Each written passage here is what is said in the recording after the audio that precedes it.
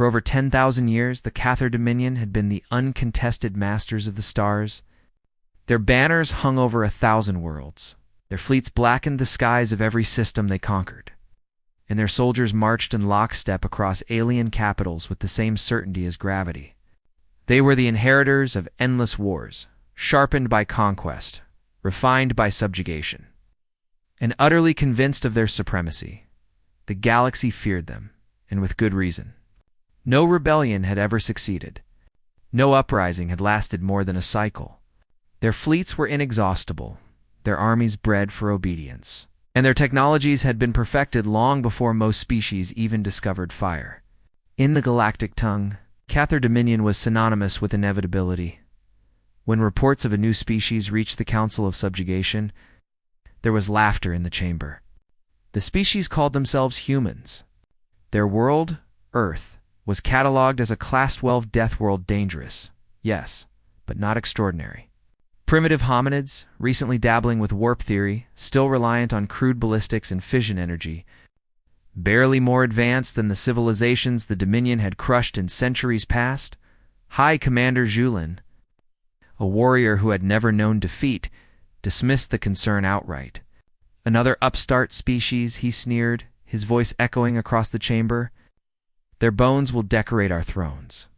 Bring them to heel swiftly. Show them the weight of the Dominion. The order was given, and the armada assembled. The Dominion's fleets were all made manifest. Thousands of warships, vast constructs of alloy and plasma, shaped like blades and shadows, converged on the Sol system. Each ship carried enough firepower to level continents. Each soldier aboard had been trained since birth for war. To the Dominion, this was not a campaign, it was a procession. A ritual of conquest. When they emerged from warp at the edge of Earth's system, silence gripped the human observers who watched from their fragile orbital stations. The sky filled with black ships, an eclipse stretching across the void. Humanity had never seen such power gathered in one place. Even the most optimistic Earth commanders felt the cold hand of inevitability. The Dominion struck first, as they always did. Orbital defenses, satellites, space stations. Missile platforms were targeted in precise, devastating waves of plasma fire. Whole networks should have collapsed within minutes. The Dominion fleet's commanders prepared to move on to the second stage of conquest. Atmospheric suppression, followed by land deployment, but something strange happened. The satellites did not remain destroyed. Some rebooted. Others rerouted their power. Civilian communication satellites, not designed for combat, suddenly became part of a defense web. Algorithms rewrote themselves mid-battle, shifting frequencies, adapting targeting parameters. What should have been a slaughter turned into a struggle. The Dominion fleet began reporting malfunctions. Weapons went offline without explanation. Sensors flickered with ghost signatures. Dominion crews muttered about human interference, though such primitives should have had no ability to affect their systems. And then came the counterstrike human. Warships rose from Earth's gravity, well, not gleaming dreadnoughts or shielded cruisers, but an odd collection of designs. Some were military, yes, frigates and carriers cobbled together with desperation, but others were repurposed freighters, fuel tankers, even mining vessels. By all accounts, they were laughable compared to Dominion ships, yet they moved with a kind of wild unpredictability. Their engines flared in sudden bursts, throwing them into reckless maneuvers Dominion tacticians never anticipated. They charged into battles they should have avoided, and in doing so, they broke the Dominion's carefully calculated strategies and their weapons. Crude, but devastating. Mass drivers hurled dense slugs with enough force to pierce through Dominion armor where plasma fire could not. Nuclear warheads detonated in patterns designed not for destruction alone, but to blind sensors, scramble communications, and force the Dominion to fight in confusion. Human commanders seemed to thrive in the chaos. Every time a Dominion ship adapted to one tactic, humans shifted to another, sacrificing vessels with ruthless efficiency if it meant creating an opening. They didn't fight to preserve, they fought to escalate. In the streets of Earth's cities, civilians watched as news reports displayed grainy footage of the battles in orbit. Instead of despair, something else spread. defiance. Humanity had faced extinction before plague, famine, war, disaster. They had always endured. This was just another test, and they would not bow. Within hours, the Dominion realized this campaign was different. The humans were not just resisting, they were adapting faster than the Dominion could crush them. What should have been a clean victory began to turn into something the Dominion had not experienced in 10,000 years. A fight. The battle reports arrived in waves, each more grim than the last. On the command bridge of the Dominion Spear, High Commander Julan's flagship, the air was heavy with the stench of ozone and fear. Officers who had once carried themselves with the proud, cold confidence of an eternal empire now shifted nervously at their consoles, whispering as casualty figures scrolled across their displays. Entire flotillas gone. Boarding parties, once the Dominion's scalpel of conquest, had been wiped out in close combat. Orbital superiority, which the Dominion always secured within the first hours of invasion, remained contested. And most damning of all, Dominion veterans.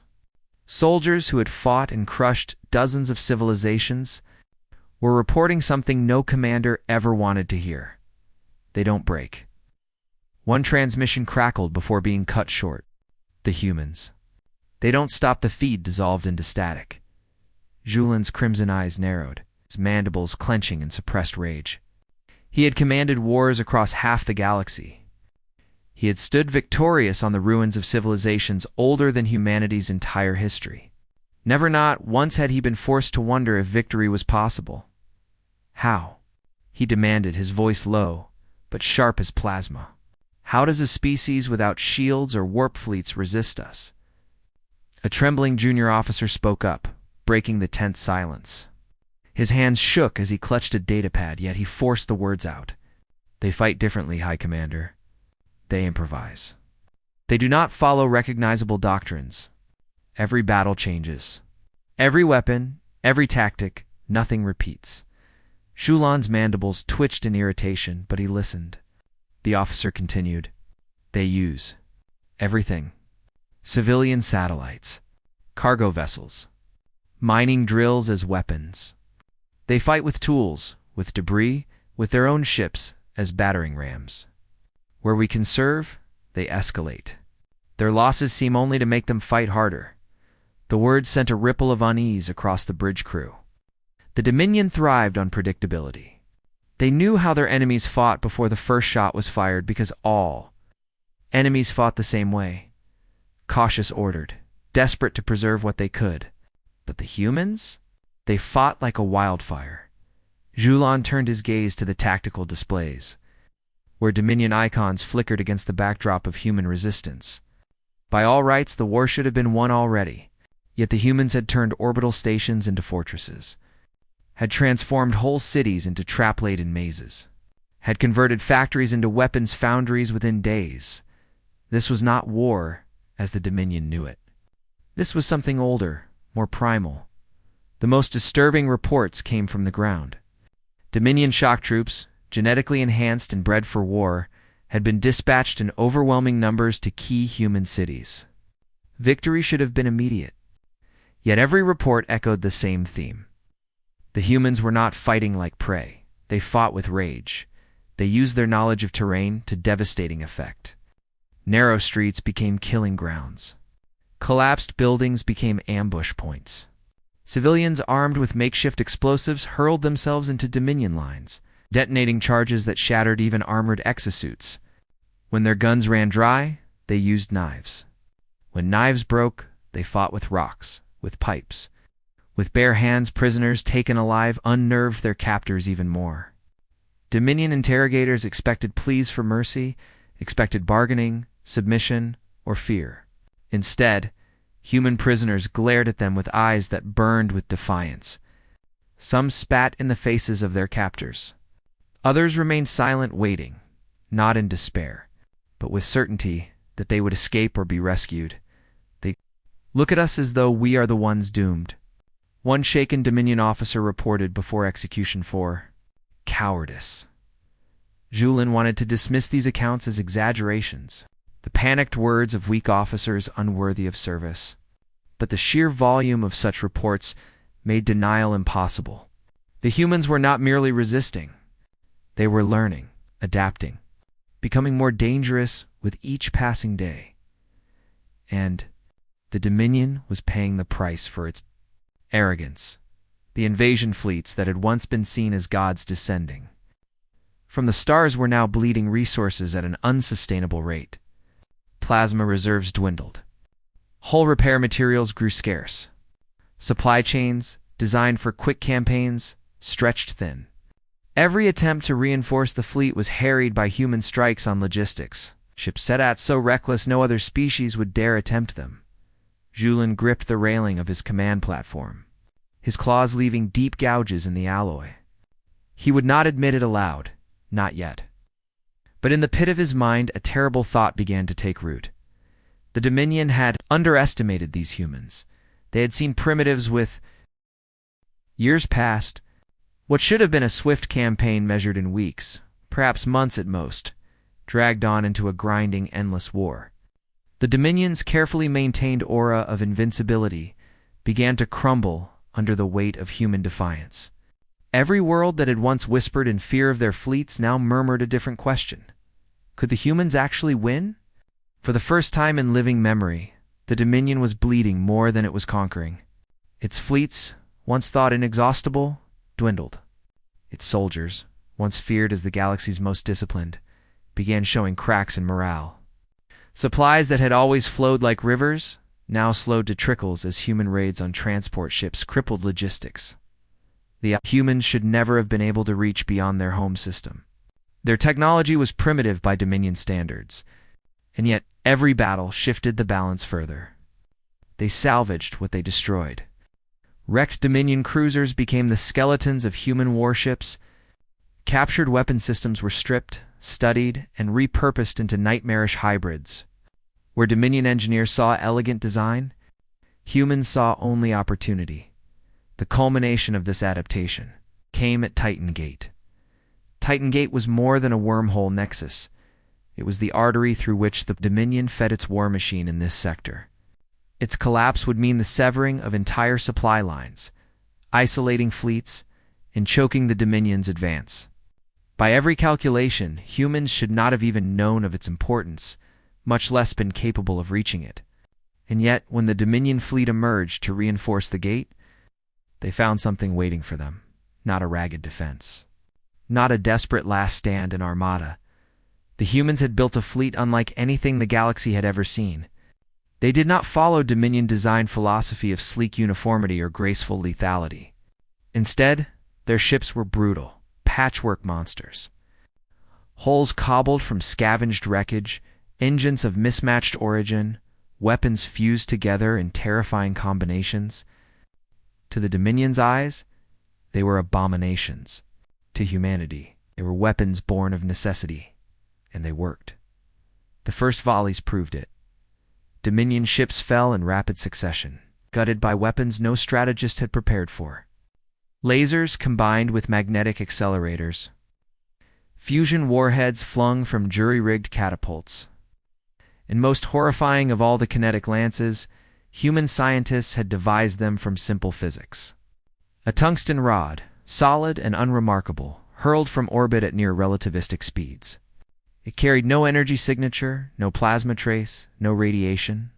Shields designed to deflect energy weapons offered no resistance. Armor meant to withstand fusion blasts might as well have been tissue. A single strike could pierce a Dominion dreadnought from bow to stern, tearing it apart in a silent explosion of fire and atmosphere. The Dominion had always believed themselves prepared for every weapon in existence. But this was not elegance. This was not refinement. This was raw, brutal inevitability, forged from human imagination and desperation, on the bridge of the Dominion spear. High Commander Julien watched in disbelief as one of his finest ships an apex predator of the fleet. The dreadnought Eternal Triumph was skewered clean through by a kinetic lance. It drifted lifelessly into the void, its name now a mockery. All ships, maintain formation, Julien roared, but his words fell on ears already trembling with fear. His fleet, once disciplined and unshakable, faltered as ship after ship was torn apart. No amount of training prepared them for this madness. The humans pressed the attack without hesitation, each loss fueling their fury. Fighters made suicidal runs into capital ships, detonating with stolen antimatter charges. Carriers disgorged swarms of drones machines, cobbled together in underground bunkers. Cheap and expendable, but deadly in numbers. Even as Dominion ships fired back, even as humans were cut down in droves, the assault did not relent. The battle for Titan Gate became a slaughter not of humans, but of the Dominion. Hours into the clash, Julan knew the truth. His fleet was collapsing. His soldiers were fleeing not from orders, not from strategy, but from sheer instinct. For the first time in 10,000 years, the Dominion was not advancing. They were running. Julan's claws dug into the command console until they cracked. The thought seared through his mind, bitter and undeniable. The Dominion had reached its breaking point as the Titan Gate itself shuddered under the bombardment of human weapons. Collapsing into a cascade of unstable energy, the fate of the war was sealed. The Dominion had underestimated humanity, and now their arrogance had cost them everything. The galaxy watched in stunned silence as the unthinkable happened. The Cuthar Dominion, eternal conquerors, had been broken in battle. And the ones who had done it were not ancient rivals, not mighty empires, not legendary warlords. It was humanity. The younglings. The apes from a forgotten world. The predators who had just proven they could kill. Gods. The Dominion Council had not convened in such a state of desperation for centuries. Their chambers, once a theater of absolute power, now felt like a prison closing in around them. The banners of conquest still hung proudly on the walls, embroidered with victories past, yet their meaning had curdled. Those same banners now mocked them. Reminders of a legacy built on arrogance that was crumbling before their eyes. Around the great obsidian table sat the most powerful figures in the galaxy, or so they had believed. Counselors in ceremonial armor, adorned with the spoils of 1,000 wars, whispered like frightened children. Their voices, once heavy with command, now cracked with fear. Reports lay before them in digital streams: Titan Gate destroyed, fleets shattered, logistics severed. The unbreakable Dominion was bleeding out, and the wounds had been carved by humanity. High Commander Julan stood among them, his once proud shoulders sagging beneath the invisible weight of failure. His claws tapped rhythmically against the table as he replayed the images in his mind, the burning wreckage of dreadnoughts. The collapse of Titan Gate, the sight of his fleet fleeing in disgrace. He had commanded wars across half the galaxy, but never had he tasted such humiliation. The counselors bickered. Some demanded escalation, deploy forbidden weapons, scorch the human world until nothing remained. Others argued that resources had already been stretched to breaking, that continuing the war would risk rebellion across their other conquered territories. Whispers spread of uprisings already kindling in systems that once cowered at the Dominion's shadow. And then, as if to cut through their discord, a transmission arrived. The council chamber fell silent as the hologram flickered to life. There stood a human, no ornate uniform, no regal bearing, just a figure in simple combat fatigues, scarred and hardened by war. His eyes were sharp, unwavering. His voice carried the weight of a species that had fought too long to ever bow. Stop. Lay down your arms. This war ends here, or humanity will make sure your empire never rises again. The words were not shouted. They were not embellished with flowery threats. They were delivered with the brutal simplicity of a predator stating fact. For a long moment, silence reigned. The counselors glanced at one another as if hoping someone else would dismiss the message as bluster. But they all knew better. Humanity had proven every word. Unacceptable, hissed Counselor Drez, slamming a clawed fist against the table. We are the Dominion. We do not kneel to primitives. And yet another counselor murmured, his voice trembling, our fleets lie in ruins. Our supply lines are severed. The humans have done what no empire, no coalition, no rebellion has ever achieved. If we do not bend, we will break. The chamber descended into chaos once more. Julan, who had remained silent until now, finally spoke.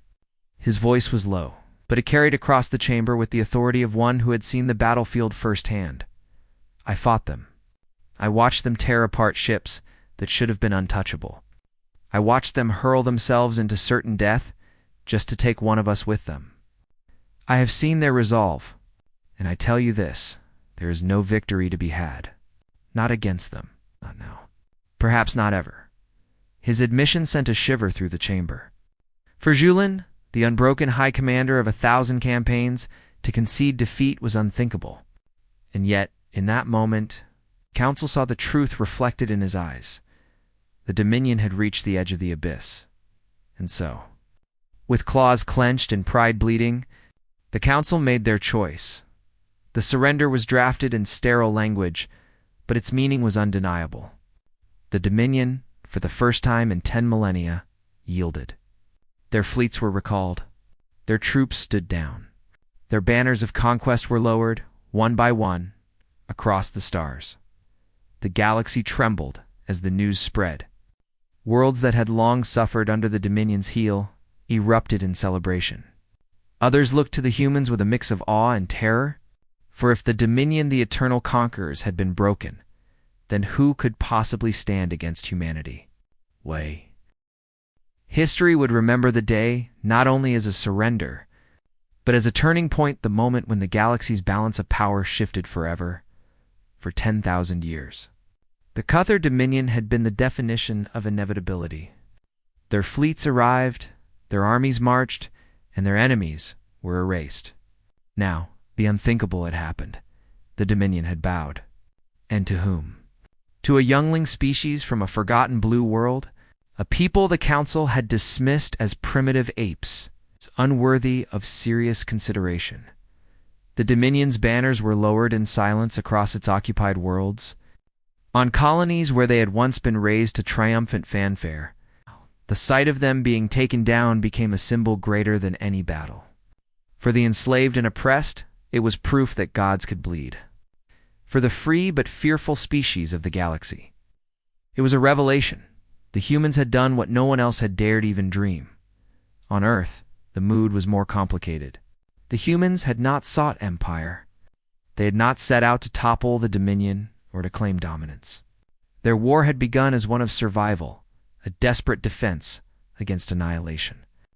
And though they had won, the scars were deep. Cities lay in ruins.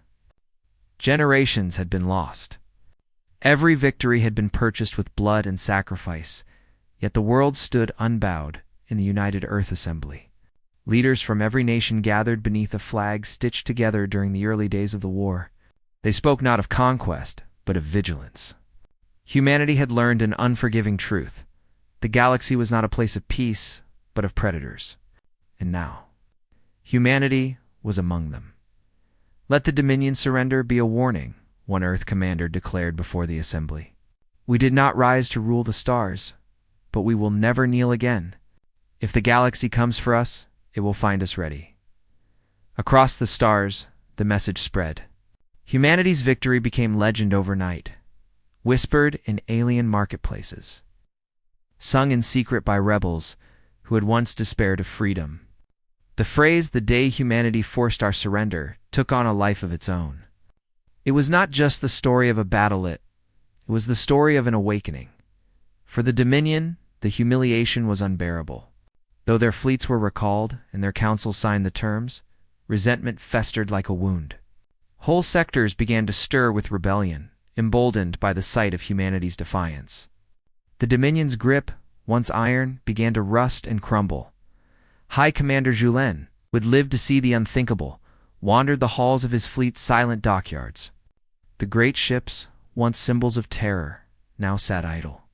Their crews looked at him not with reverence, but with unease.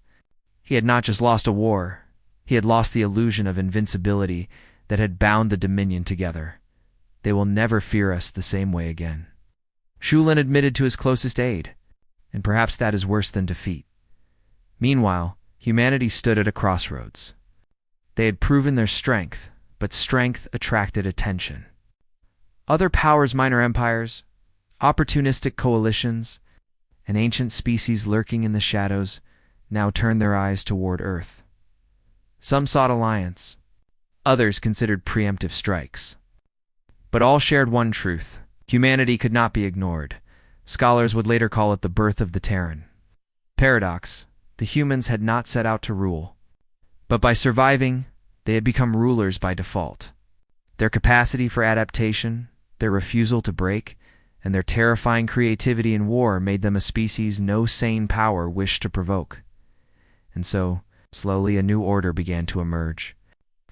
Where once the Dominion had been the galactic constant, now the humans filled that role not as conquerors, but as a presence, a warning, a force.